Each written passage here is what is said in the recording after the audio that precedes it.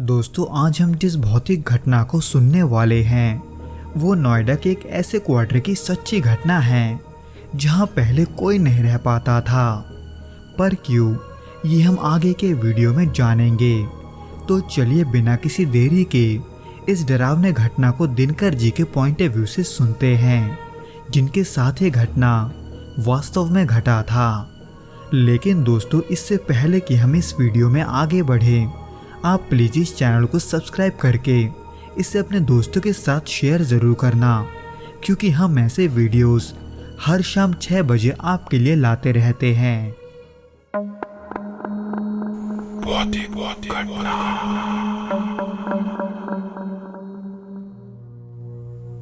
ये 1998 की बात है, जब मैं काम के सिलसिले में नोएडा गया था।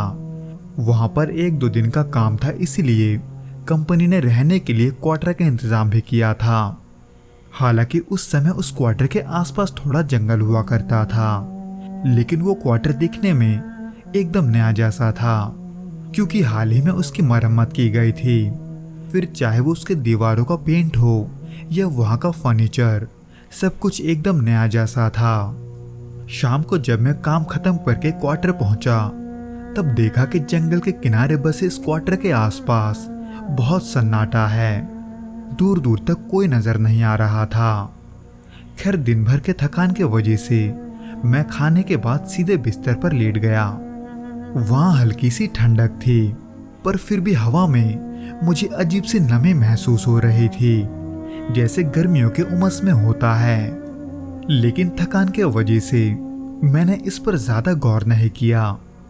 पर रात के करीब 12 बजे अचानक एक अजीब सी आवाज ने मेरी नींद तोड़ दी।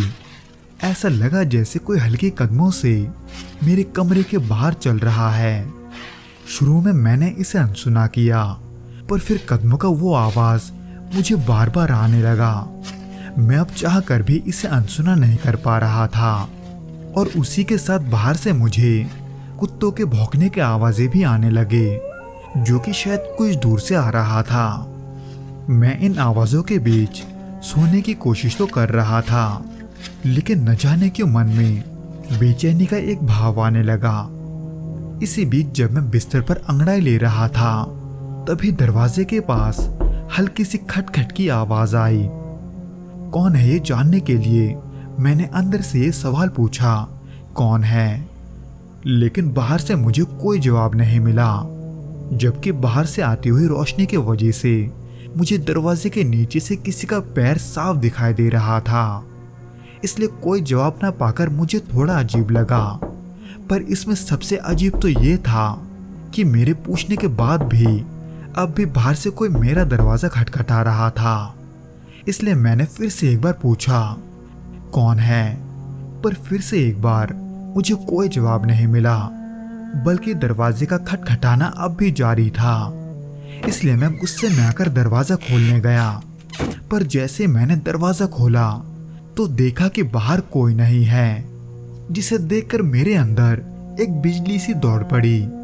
ये सब जो अभी मेरे साथ हुआ, ये सब मेरे समझ के बाहर था। इसलिए उस रात यही सब सोचते हुए मैं फिर से सोने चला गया। लेकिन उसके अगली ही सुबह मेरे रोंगटे खड़े हो गए, क्योंकि कमरे के एक कोने में किसी के खरोचने के निशान थे। पहले तो मुझे लगा कि शायद ये पहले का कोई निशान होगा, पर जब मैंने करीब से देखा तो वो निशान हाल ही में किया हुआ लग रहा था। लेकिन इन सब के बारे में ज्यादा ना सोचते हुए मैं अपने काम पर चला गया। लेकिन जब शाम को वापस लौटा तो घर में घुसते ही एक अजीब सी ठंडक महसूस हुई। ऐसा लगा जैसे कमरे में कोई और भी मौजूद है। उसी बीच अचानक से कमरे में किसी चीज की सड़ी हुई बदबू फैलने लगी। वो इतना गंदा बदबू था कि मेरे लिए सांस लेना भी मुश्किल हो गया था। मैंने खिड़कियां तो खोल दी, पर वो बदबू जैसे कमरे से हटने का नाम ही नहीं ले रहा था। पर एक रात की बात सोचकर मैं जैसे तैसे उसे बर्दाश्त कर रहा था। लेकिन रात होते ही फिर से एक बार दरवाजे पर कोई खटखटाने लगा, पर इस बार वो आवाज इतना तेज था कि मैं घबराते हुए सीधे उठकर बैठ गया।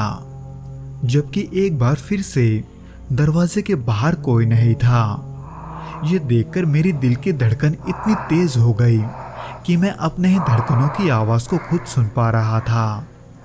उस समय कुछ समझ में नहीं आ रहा था कि ये सब क्या हो रहा है।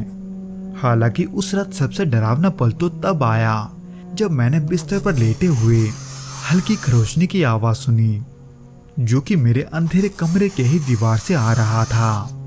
हालांकि तब मैं ये जानना तो नहीं चाहता था कि ये आवाज कौन कर रहा है, पर फिर भी मन के तसल्ली के लिए मैंने टॉर्च की रोशनी उस कोने में डाली जहां से वो आवाज आ रहा था। पर जैसे ही टॉर्च की रोशनी उस कोने पर पड़ी, वैसे ही मैं डर के मारे कुछ पलों के लिए अपना सुध-बुध खो दिया था। यानी कि मैं उस खौफनाक दृश्य को देखकर इतना डर गया था कि डर के मारे मेरे हाथों से टॉर्च नीचे गिर गया। पर जब मैंने टॉर्च को उठाया तो देखा कि वहां अब कोई नहीं है।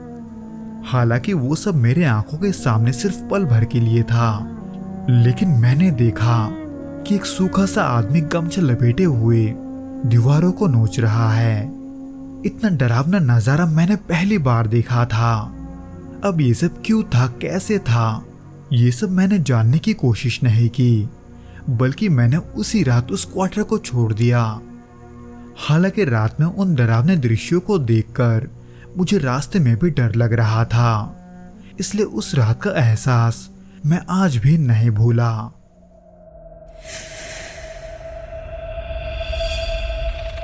तो दोस्तों, ये तो था वो घटना जो कि दिनकर जी के साथ घटा था।